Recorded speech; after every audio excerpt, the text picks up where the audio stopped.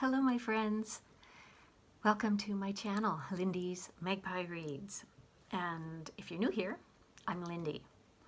I'm going to tell you about the books that I finished recently, but first off, I got to tell you about a play that I saw last night. It was the world premiere of Fresh Hell, written by Conni, and it features two women from more than 500 years apart in history, Dorothy Parker and Joan of Arc.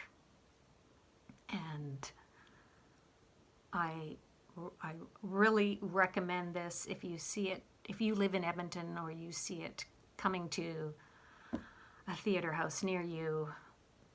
Fantastic, funny and poignant play about reasons to live. Yeah, it was really good. And I'm going to mention that I'm starting a buddy read today with my friend Kathy. This will be the third time that I read Monkey Beach by Eden Robinson. It's not very often that I read a book more than twice, so we'll see how this goes. I'm really looking forward to it. Last time I read it was in 2010 when Eden Robinson was here for, she gave a Kreisel lecture. That's an annual lecture at the Canadian Literature Centre. And then the first time I read it, I think was probably in around 2000 when this book came out. It was a finalist for Canada's Giller Prize. So we shall see how this goes. And on to the books that I have finished. I'm going to start with one that I read in ebook format. The full title is Braiding Sweetgrass for Young Adults, A Guide to the Indigenous Wisdom, Scientific Knowledge, and the Teaching of Plants. It's written by Robin Wall Kimmerer, but adapted by Monique Gray-Smith, and there are illustrations by Nicole Neidhardt. All this information is going to be in the description box below, including the First Nations affiliations of these different women. Now, I read the original Braiding Sweetgrass back in around 2015. It was first published in 2013, and it was kind of a sleeper because it took about 7 years before it hit bestseller lists. And then just last year, this young adult edition was published. Now, my YA book club decided to have a look at it.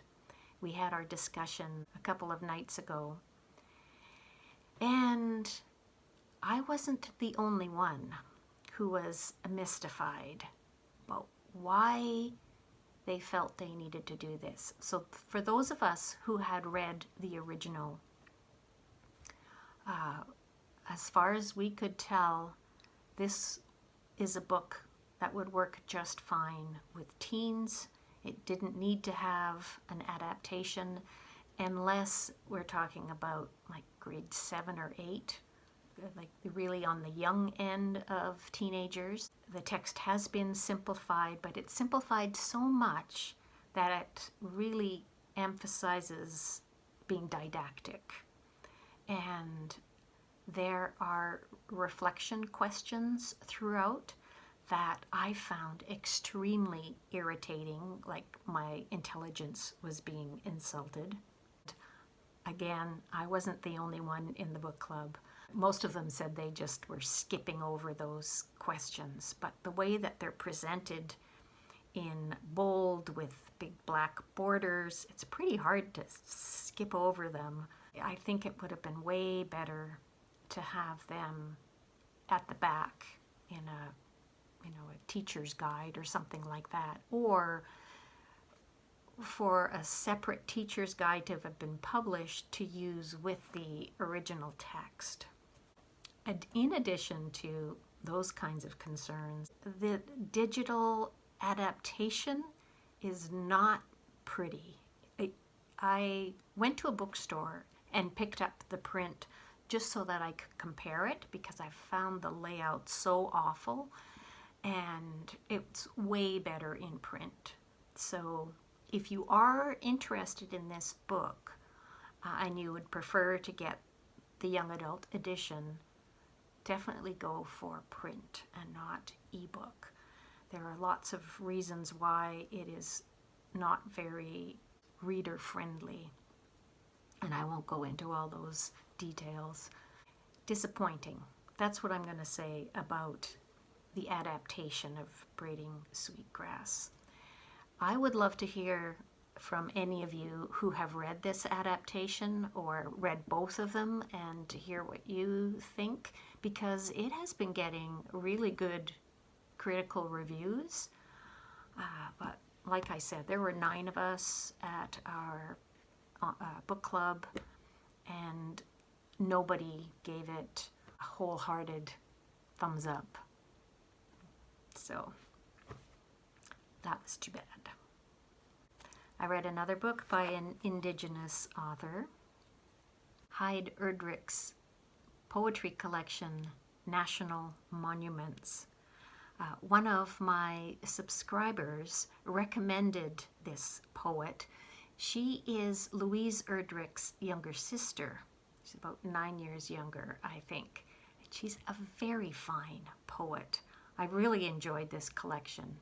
Now, Debbie Baker actually recommended Erdrich's most recent poetry collection, which won an award. It's called Little Big Bully, but this was also an award winner. It won a Minnesota Book Award.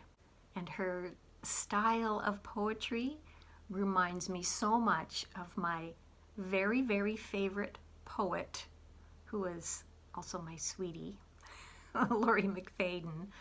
And I had to read some of those poems to Laurie so she could say, yeah, like the style, just so very similar. And neither of us had picked up her work before. So very cool. I'll give you a taste. In this poem, she's talking about a true event. Many of the poems refer to events from the news, actually. And in this case, it was some hair from the pharaoh Ramses II that had been stolen, and then it was put up for sale by a postal worker in France. How did the internet auction go? Up for sale, tufts of pharaoh's hair. You are bidding on AAA+++ real human remains. Verified 100% curse-free and aged at least 3 millennia. $2,600, PayPal only, serious bidders please, no feds. When bidding ends, we have a winner. Egypt gets the tresses back, and finally the curse is enacted. The postman's punished, all's right, unless you are the dead, still dead, and minus various pilfered parts. Love your own body every moment. It is only yours a while, then no longer sovereign. If of interest to science, or souvenir seekers, or other as yet unspecified future uses. Many of the poems in here refer to Indigenous body remains that are in museums, and then later on, as in this poem, she's talking more about our own bodies as monuments. And I recommend this to general readers. You don't have to be a real big poetry fan to get a lot out of this. So 3 of the poems in here are reactions to a poem that William Carlos Williams wrote, the poem called For Elsie. I was not familiar with that poem, so I had to go and look it up. And then I realized that I had this book out from the library just by chance, 16 words, William Carlos Williams and the Red Wheelbarrow. So this is a book by Lisa Rogers, illustrated by Chuck Groenink, about the writing of that very famous poem, The Red Wheelbarrow, and how he based it on a neighbor of his, Mr. Marshall, who grew vegetables and then sold them on his wheelbarrow going down the street. But I think Elsie might be pictured in this book. She was household help in the Williams household. She was of mixed background, called mestizo, and probably had some indigenous heritage in her as well. She had a intellectual disability. In his poem for Elsie, which is not in this book, but in his poem, she is not described in flattering terms. Let's put it that way. But I'm going to talk about this book now. So all of that down the internet rabbit hole about the poem for Elsie and how William Carlos Williams wrote it, I think, in reaction to a short story that a friend of his, Robert McGowan, wrote, just called Elsie, kind of colored my take on this. So I'm going to try and set that all aside and just say that famous poem, The Red Wheelbarrow, how it comes about is shown in here. There's Mr. Marshall with his wheelbarrow and his vegetables. The author has imagined the two of them as friends. You can see Williams is writing on his prescription notepad there. I have my suspicions about the friendship aspect, but it's a good introduction to Williams' work for young readers in elementary school. And I've got another nonfiction picture book. This one is for even younger readers, preschool up to grade 2 or so. Pink, Blue, and You, subtitled Questions for Kids About Gender Stereotypes. It's by the Canadian author Elise Gravel, author-illustrator, and she had assistance for this from a trans person, also in Montreal, Mykaell Blais. The art is extremely appealing.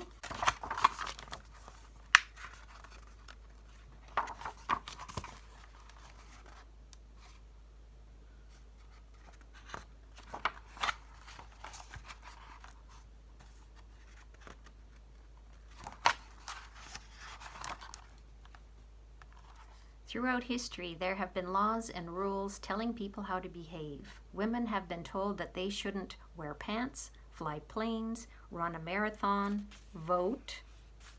Men have been told that they shouldn't take care of babies, be scared or sad, become a nurse or a flight attendant, clean the house. Do you think these laws or rules are fair? Wouldn't it be nice if we could live in a world where we could just be ourselves? And I love the fun facts at the back. There's Franklin D. Roosevelt. This is fantastic. I really like this. And here's another queer book, Blackwater. It's got 2 creators. It's a graphic novel, and they are Jeannette Arroyo and Ren Graham. And they did an interesting thing. They alternated drawing chapters in here. Their styles are quite similar. This was originally a web comic, and I think the drawback is how dark the artwork is. I think it would look better on the screen because there's so much black and gray. But I did find this story quite fun. It is set in Maine. Watch out, Heidi, from my reading life, because there are werewolves in this book. We have Eli, who's a trans boy. He's Jewish, and he has a chronic autoimmune disorder. He can see and communicate with ghosts. And then we have Tony, who's got brown skin, as you can see here. He's a track star, but he keeps it a secret that he needs to use an inhaler for his asthma. And he gets bitten by a werewolf, and then he becomes a werewolf too. And it's very character focused, so not very scary, sort of lighthearted horror, something like that. I would say probably age 13 and up for Blackwater. I know Kitty wants to get in on the scene. Last up, so this was my favorite of the bunch of the books that I've told you about. Queer Little Nightmares, an anthology of monstrous fiction and poetry. It's edited by David Lee and Daniel Zomparelli, and it's published by Arsenal Pulp, one of my favorite publishers. The poetry, a lot of it, I was kind of so-so on, but I liked every one of the short stories in here. There is one by Amber Dawn about lesbian werewolves in upper state New York.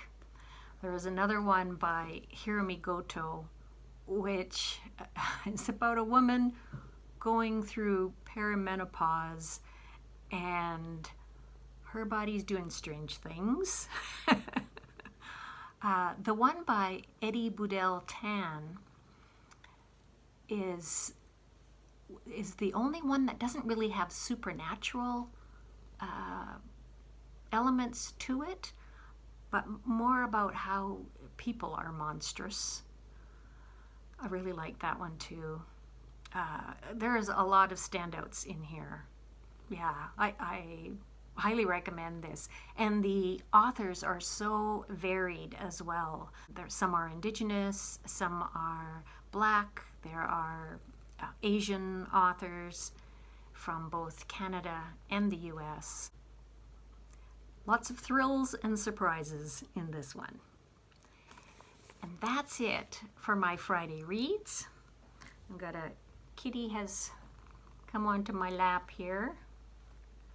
So we're going to spend some cuddle time. Thank you so much for watching, and I will see you all in the next one.